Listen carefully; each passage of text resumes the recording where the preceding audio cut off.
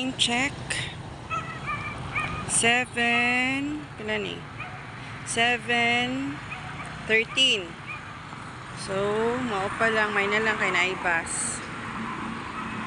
Kasakay na gid ko ani. Good morning. So, dili na po late ang person. Ang person, dili late. Kay sakto ra gyud. Ay, non-stop man day. Epic fail man day tani. Non-stop agoy. Agoy.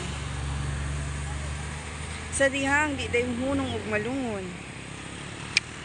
So sad. Sige lang, may time pa man. 7, ano pa lang man. Dapat before 7:30 makasakay ang person. Kay para dili ma-late. Actually, 20 minutes ramang gyud ang malungon. Kaya lang, dugay kayo ang bus. Hastang hinayad jud. So, dili sa taha magpalandong-landong. Kay, init kayo.